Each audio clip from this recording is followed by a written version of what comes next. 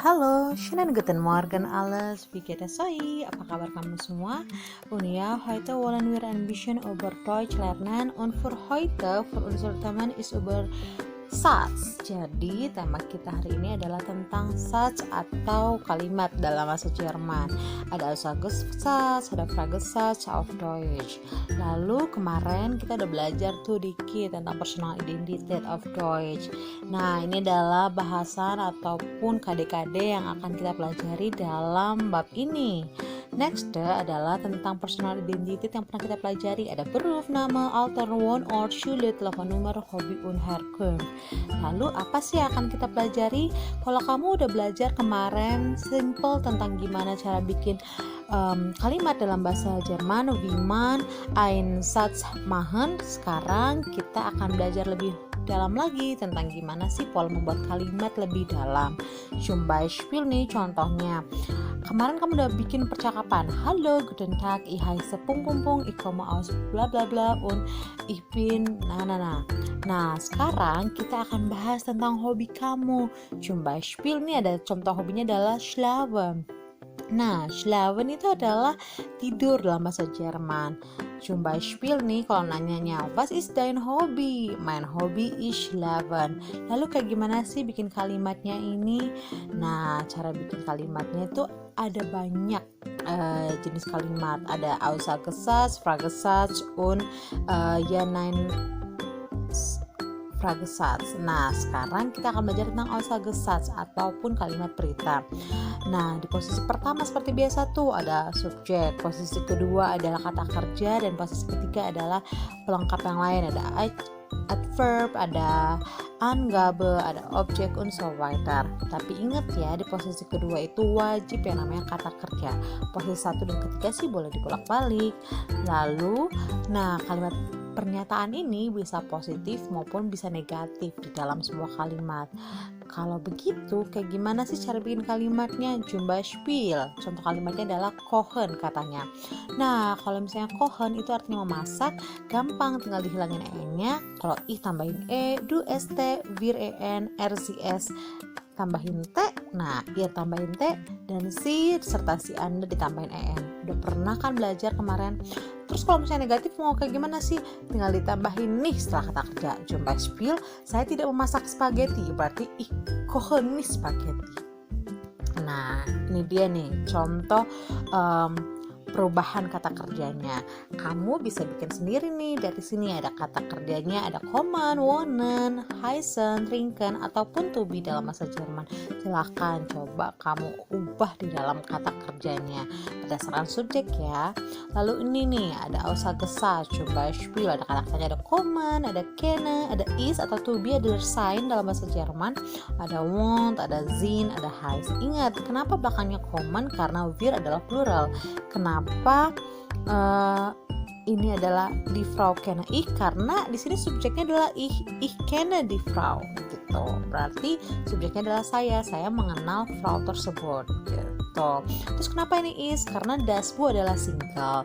Sama seperti Nicole Kidman wohnt in Sydney. Karena Nicole Kidman adalah seorang single dan dia menggantikan si dia, maka belakangnya wohnen diganti menjadi T belakangnya. Lalu fix und foxy, kenapa jadi zin? Karena fix und foxy di sini menjadi plural yang artinya mereka, maka to be-nya menjadi sind. Dan der Zeichner atau pelukis atau penggambar itu bernamakan Rolf Kaufmann. Nah, dipakai T ya belakangnya. Next, itu tadi dipelajarin ya.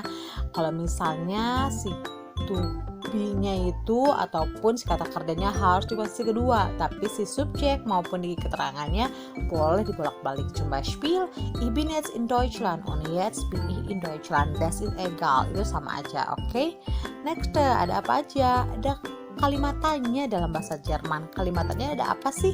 Contohnya apa sih kata-katanya? Nih, lihat di dalam catatan ini ada wie, was, weshalb, wer, warum, wieso, und so weiter. Ada banyak banget. Nah, apa aja tuh contohnya? Zum Beispiel yang udah biasa kita pakai, woher kommst du? Atau artinya dari mana kau berasal? Oder wo liegt Hamburg? Di mana letaknya Hamburg? Nah, seperti kamu lihat nih, si posisi pertama tuh si kata tanyanya. Ada woher, ada wo. Woher artinya dari mana, wo artinya di mana. Posisi keduanya ada kata kerja dong. Posisi ketiga adalah pelengkap yang lainnya. Tapi ada juga nih pertanyaannya. Contohnya nih, kommst du aus Spanien oder liegt Hamburg im Norden von Deutschland? Apa sih bedanya kalimat tanya yang pertama sama yang kedua? Kalau yang pertama tadi kan ada W-fragenya ya, atau kata tanyanya dalam bentuk W. Tapi kalau ini kan cuma langsung kata kerja. Coba spiel, contohnya kommst du aus Spanien? Berasalkah kamu dari Spanyol? Si kata tanyanya langsung pertama tuh kata kerjanya. Nah, kalau kamu lihat nih di dalam pola kalimat biasa, ich wohne in Sevilla, saya tinggal di Sevilla. Tapi kalau saya mau nanya, tinggalkah kamu di Sevilla? Gampang, kata kerjanya dirubah ke posisi pertama, lalu si subjek di posisi kedua, dan yang terakhir sisanya di posisi ke belakang. Ingat ya, si kata kerjanya itu, order verbnya itu harus dikonjugasikan atau dirubah berdasarkan subjeknya. Karena di sini subjek kalimat tanyanya adalah du, maka wohnen-nya dirubah menjadi wohnt. Next, ini adalah Aussagesatz yang tadi kamu pelajarin. Ada Sie trinken, ich komme, wohnt in Bandung. Next, ada apa lagi sih? Nah, Fragewörter atau kata tanya dalam bahasa Jerman itu ada banyak. Ada wo, ada was, ada woher, wohin, where, wann. Nah, wo itu artinya apa? Di mana? Jadi wo wohnst du? Ich wohne in Bandung. Was artinya apa? Was trinken Sie gern? Apa yang suka kamu minum? Ich trinke gern Kaffee. Saya suka minum kopi. Next, woher kommt ihr? Dari mana datangnya kalian? Wir kommen aus Italien. Kenapa wir? Karena kalian. Kalau dijawab menjadi kami. Next, wohin waren Sie?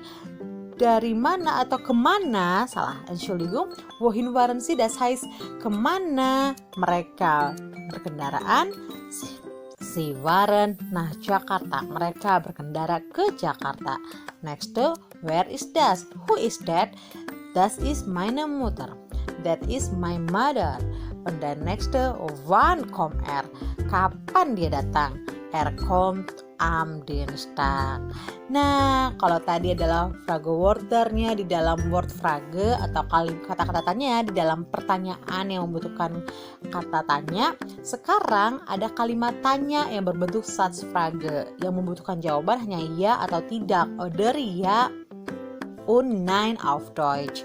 Zum Beispiel, kommt ihr am Dienstag? Datangkah kalian pada hari Selasa?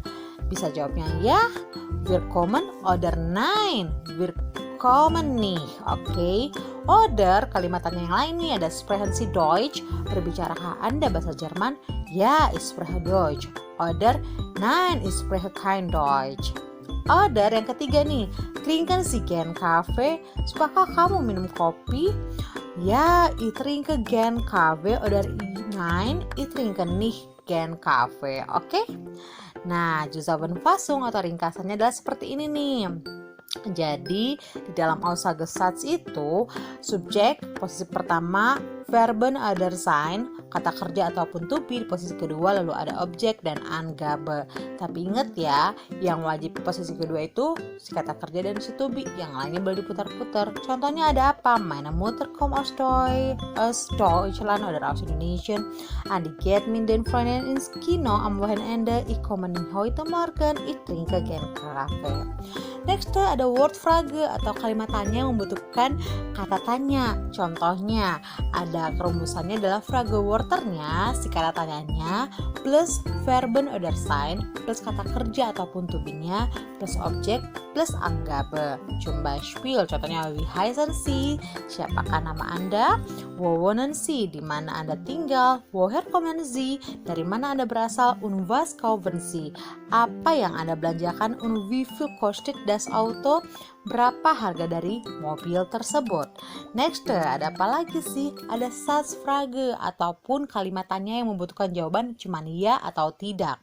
Nah, rumusannya adalah kata kerja oder Verben und sein ataupun to be-nya di posisi pertama, lalu ada subjek dan objek, lalu ada keterangan lainnya, ada Angabe und so weiter. di posisi terakhirnya. Zum Beispiel contohnya bist du Anna? Apakah kamu Anna? Seid ihr in Amerika? Apakah kalian di Amerika? Studieren Sie Deutsch? Belajarkah Anda bahasa Jerman? Spielen wir Tennis? Bermainkah kita tenis? Nah, itu dia adalah ringkasan kita dalam hari ini. Und manchmal muss man lernen, das zu lieben, was einem gut. Jadi kita harus terkadang belajar untuk mencintai dan melakukan apa yang baik. Oke, dan Dankeschön, das ist alles und auf Wiedersehen. Tschüss.